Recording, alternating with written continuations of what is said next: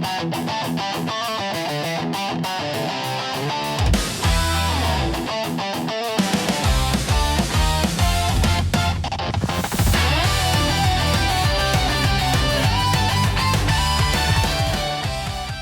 you ever felt that you feel like everything is going right, but yet it still feels wrong?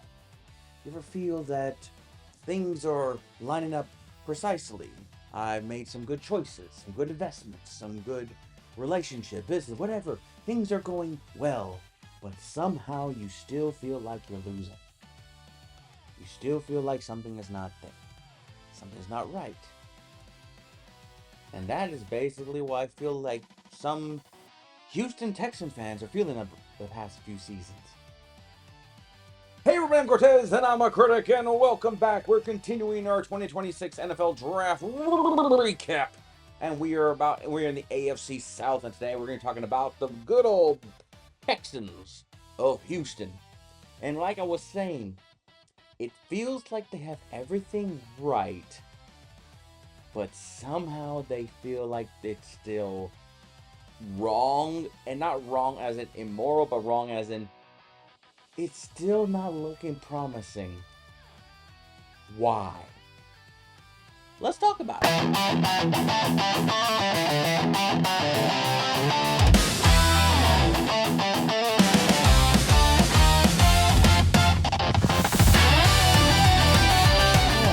So once again, the Houston Texans are coming after another season where I think it's safe to say that the questions of C.J. Stroud's consideration is becoming more and more of a kind of annoying, to the point where I see the debates of Bryce Young in Carolina being considered that, okay, so maybe Bryce Young was the better quarterback of the two. Even though Bryce Young is still kind of same trajectory as C.J. Stroud, where they're kind of like, we like him, but the Panthers were basically win-lose, while C.J. Stroud led by a top-tier defense. And it just feels that you need to fix this, you need to fix that, and then we'll try to fix it. And my biggest gripe with the Texans was the receiving core was either underdeveloped, C+ level, or they didn't have any. And they tried. And C.J. Stroud, sometimes you can identify a quarterback by, can they make, B- level wide receivers into A+ caliber because it fits the scheme. We have seen good quarterbacks and good teams do that. But sometimes, even with a good coach, even with a good quarterback, you kind of want to make that investment on getting that, 5-star A+ wide receiver. Got to make that commitment. And the Texans tried to. They tried to. Didn't work out. So they come into this draft with, I believe, with a focus of what they need to do, and a lot of it has to do with the interior offensive lineman to protect C.J. Stroud. Because my personal is offensive lineman interior, but I'm still like receiver. You got to get him a genuine number one receiver somehow. Get Waddle from Miami, whatever. Just you got to get him a genuine number one receiving threat. So, with a 26th overall pick in the 2026 NFL Draft, funny enough, the Houston Texans selected Kalen Rutledge, offensive guard, Georgia Tech.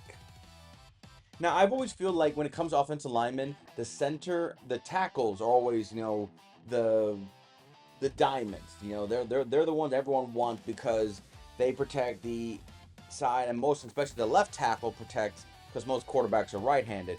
Now, occasionally you get your left-handed quarterback, so therefore the right tackle, but it's always been the tackle because most of the rush comes from the outside rush, whether it's defensive ends, like the Myles Garrett, or Clay Matthews, or James Harrison, Julius Peppers, J.J. Watt, T.J. Watt, whatever you want to put there as a rushing menace. That was always the case. We got to stop them, and all of it has to go back to Lawrence Taylor. Let's be real. I think the origin of the viable thing on offensive line is tackle because of the serious superhuman ability of Lawrence Taylor. Ever since then, people want Lawrence Taylor, and they want people to at anything just slow down Lawrence Taylor. That has been the identity for the NFL since Taylor. And of course, Theismann. Ooh, still can't look at that. So, during addressing offensive line, interior side, it always feels like, don't need to invest in that. I think the best interior offensive lineman that I can think of that was highly up was Quentin Nelson. Went to the Colts. Even though the Colts really needed more than just that, but he was the best offensive lineman. Finally, I went to Notre Dame. Joe Alt was probably the best tackle recently. So, but I feel like there's always a a great tackle in there somewhere. So, but addressing the interior offensive lineman, I can't help but feel like it's probably more for running the ball. But the rushing attack of the Texans last year was kind of like non-existent, mainly because of players' injuries or players' absence. They do got Montgomery that's fine. I still believe the offensive line is more designed for passing, but getting Rutledge, and it looked like they have him. He's a guard. Yeah, he was drafted as a guard, but according to the ESPN Houston Texans mock draft, they have him going to center.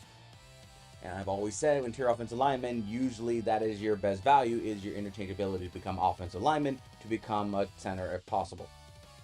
So it looks like he was drafted as a guard, but they're going to move him to center. And I was going to say earlier, offensive tackles, and as a center, then to the guards. So, cool. He's ranked top 4 in the position. I'm looking over here in his draft analysis, and it even says here left guard explores more move to center as a brand of a nasty going playing well in Houston. Yeah, so they basically drafted him with the 100% intention of putting him to center. Cool. Then we go to the second round. I'm about to say sixth round. Not there yet. To the second round with the 36th overall pick in the 2026 NFL Draft. The Houston Texans selected Caden McDonald, defensive tackle, Ohio State. Pardon me, the Ohio State. Okay, question to all the rest of us. How do we let this dominant interior defensive lineman fall to the Texans? Now, this is one of those picks where I can understand people thinking, we don't need defense. I'm like, yeah, but he's right there. He's right there. McDonald, which I've seen a lot of people say him as a first-round pick. I've seen a few teams, probably Dallas, maybe Baltimore, maybe Kansas City. I don't know. But he fell. He went to the best possible team he could have gone, the Houston Texans. Now, granted, he's technically not a first-round pick, 36. He's 4 spots out of the top 32. Fine. But I am telling you, this guy had a first-round grade, but sometime, and I always say the top 50 is first-round grades. If you're in the top 50, you are a first-round pick, but certain player position needs, and depends on trade and stuff, could push you from 28th, 25th to 33, 36, and some even 40, because sometimes the team that wanted you is going back around the full cycle to get you there. But you let this guy fall to the Texans. Why? You thought Anderson and Hunter was enough? Now you got McDonald, and the Texans run a 4-3 defense. So obviously he's going to be in the 3 technique. He's going to be behind Sheldon Rankins, so that's good mentorship. Probably get a rotation. Probably be the disruptor.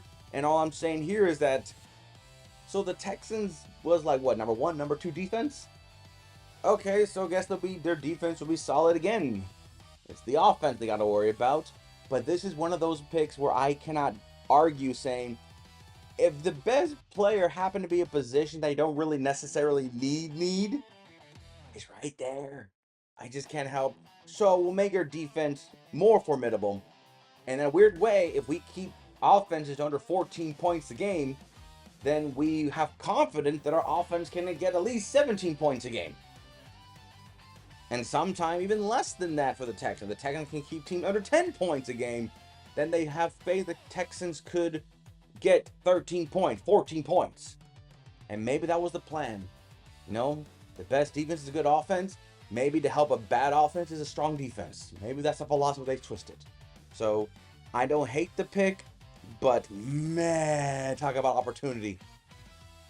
Still in the second round, with the 59th overall pick in the 2026 NFL Draft, the Houston Texans selected Marlon Kalin, tight end, Michigan.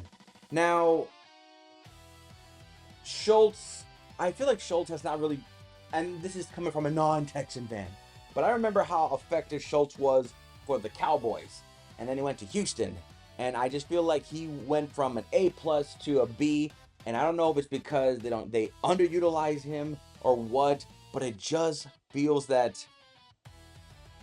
So what happened with Schultz? I mean, let's do a quick little dive into Schultz's stats. He had 82 receptions, 777 yards. Haha, lucky guy, and 3 touchdowns. Yeah, yeah, nothing really, screams. I mean, that's a good solid season for it. I mean, that was his most successful season as a Texan. Before that, his highest was 808 yards, and that was in 2021 with the Cowboys. So, so yeah, it was solid. I guess just he didn't make the splash plays, or I don't know. I mean, But then you get this Michigan guy. What's Michigan? I'm not gonna say he is a need, but when you have Schultz, and then your next one is Moreau, you have veteran tight ends that are on your team that have had traveled among teams and around. So I get that. So maybe this is just an experiment of he's 6'6", 248. Technically, he is what I like to call a thick receiver. He loses 20 pounds, he's basically a wide receiver. And maybe that's what they wanted. They want a big target for red zone purposes. Maybe they want a big target for in the middle, who just so happened to be a tight end. Yeah, it even says here he's not flashy. His film shows lack of collegiate statistical production. So yeah, maybe he was meant to be that he's 6'6", under 250. If he can catch the middle, maybe this is their option for the receiver.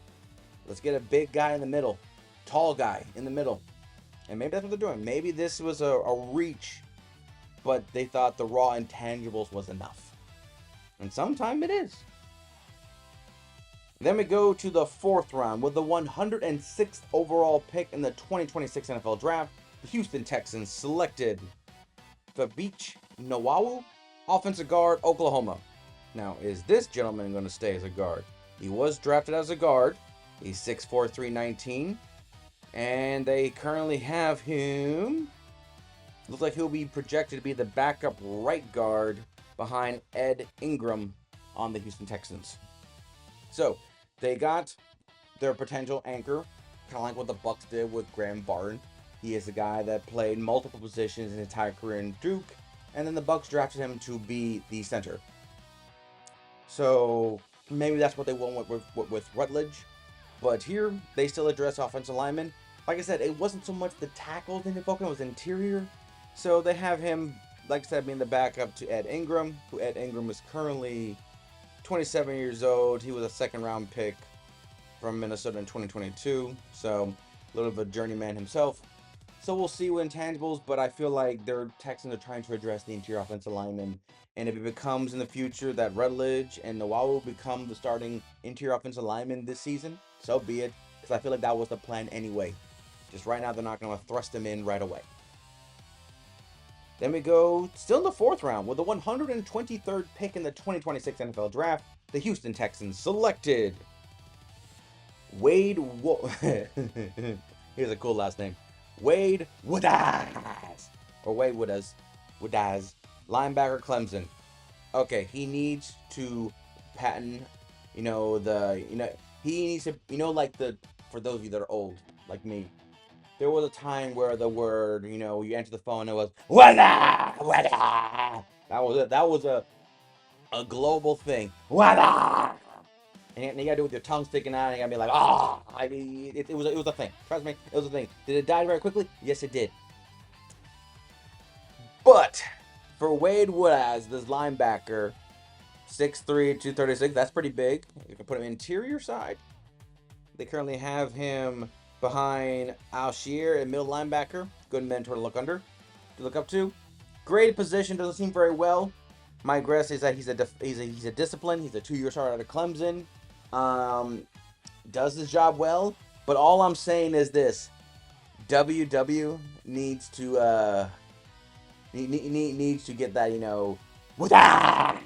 You need that. You need that. You need that like branding. Every time he makes a big play, he's sacked by Wade. Wah! That's what you got to do.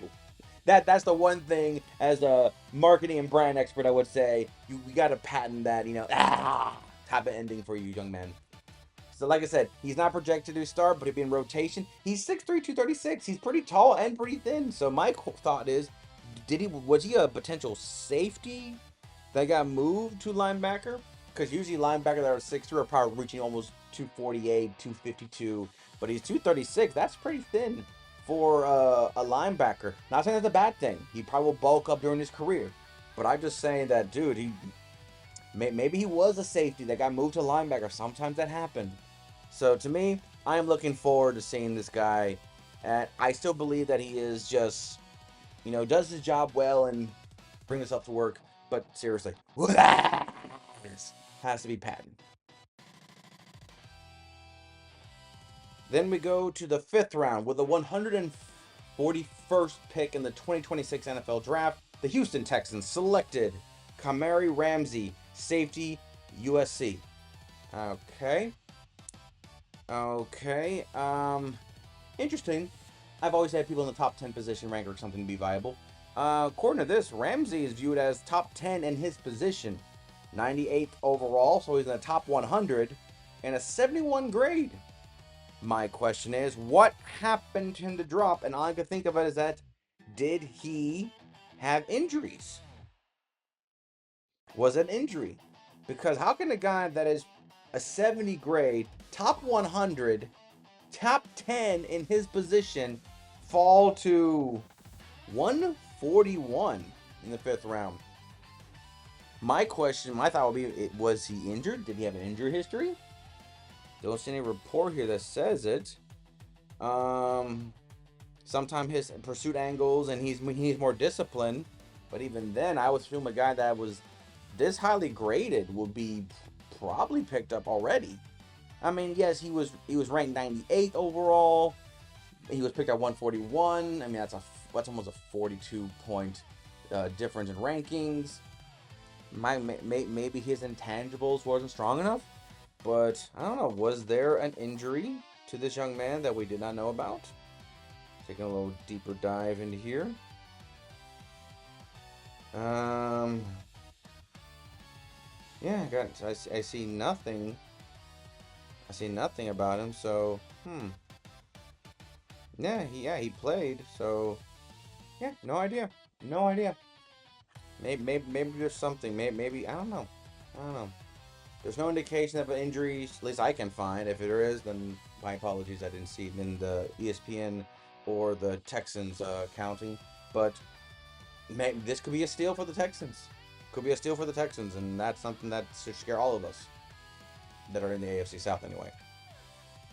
Then we go finally to the 6th round with a 204th overall pick in the 2026 NFL Draft. The Houston Texans selected Lewis Bond, wide receiver, Boston College. So I was very now granted, yes, wide receiver, they got Nico Collins, Jaden Higgins, and Tank Dell. But we all know last year injuries plagued them and they were basically just one-man show. I get it. But looking at the wide receiver pool, they got a lot of journeyman players that have been around. Some successful, some not. So it's a full plethora of players coming from injuries, coming from a down year, coming from a different team, trying to find their footing still in this competitive world, the NFL, as a wide receiver. And for the sake of this young wide receiver coming in, Lewis Bond, you have an opportunity here. Yes, Higgins, Collins, and Dell are more than likely the top 3. But 4, 5, and even 6, it's wide open, dude. Wide open. Some of these receivers might have a head start against you because some of them, were drafted. But other than that, you can make this roster easy if you just, follow instruction, do the intangible, do the thing. 5'11", 190, good route runner, finder, lacks elite speed, so your possession receiver with those short arm, with a little bit of a short, stature, but that's nothing to be ashamed of. Yeah, you have good hands. You're tied for the 5th most receptions in FBS last year with 88. So when I played, I've always had one thing: I can catch. I maybe not outrun you, I maybe not outjump you, but more than likely, if you throw the ball my way, I will either attempt to catch it, dive to catch it, or catch it. Even for a 1-yard gain, I'll prove to you that if you throw the ball my direction, I will do my very best to catch it.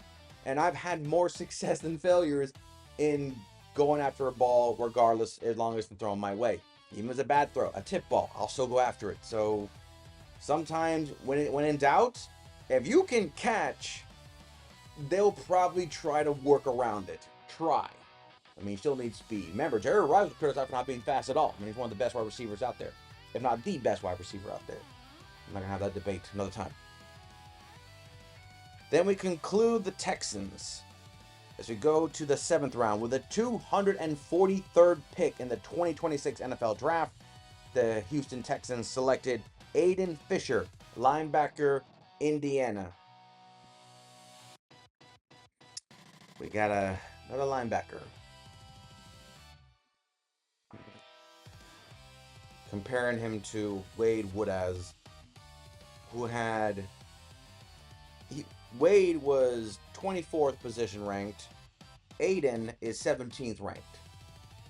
Overall rankings, Aiden is top 200.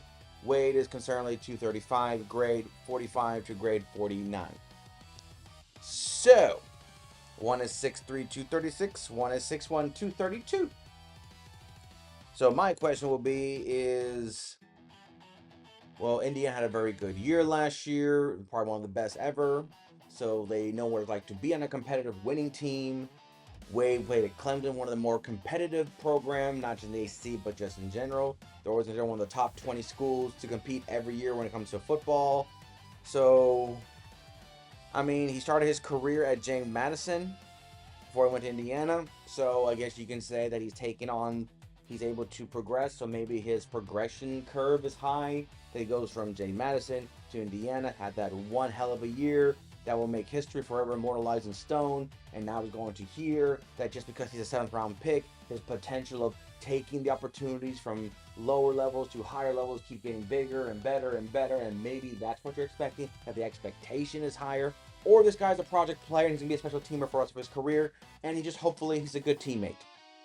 Don't know, but we'll just wait and see. But that's why the draft is so crazy. Don't look at numbers and just say, that's the reason. Sometimes it could just be that Aiden has that, desire to play. And he's not going to be like, I'm the star. I went to Indiana. We won a ring. We're the shit. No. So maybe that's what they see. And when it comes to the Texans, you're led by a defensive-minded head coach who was a linebacker in the NFL. So I'll give him way more credit that he knows how to develop that position and how to transition from a rookie to the NFL. So I will give Ryan all the kudos. Like, hey, this is your thing. You know what you're doing. Kudos. And that is the Houston Texans draft class. Player I'm most excited about is the steal, in my opinion, and that's McDonald. The defensive hacker from the Ohio State falls into the lap with Anderson and Hunter on the edge, and just hard-nosed. You got Singletary, you got Alshire, you got... What a great team to fall to. Not only are you playing with one of the best defenses, but you're one of the better players in your draft class, let alone position. It just the rich gets richer, man. Kind of unfair, but like I said, thank God is on the AFC side. Grade to give the Texans.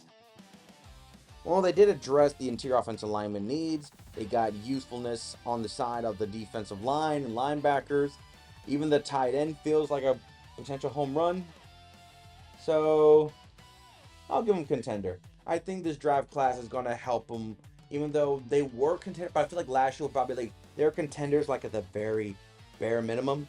Here with maybe McDonald and Rutledge, it just feels like, okay, I can see this rookie team helping become at least division round, at least, and maybe conference. So they'll be more competitive. So even with the Jaguars and the Colts looming and whatever Tennessee's going to do, that's what I believe. So that, to me, they're contenders. and that's the Houston Texans.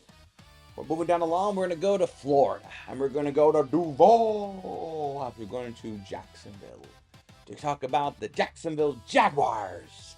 And see, they did a lot without Hunter, and they gave a lot for Hunter, but they did a lot without Hunter.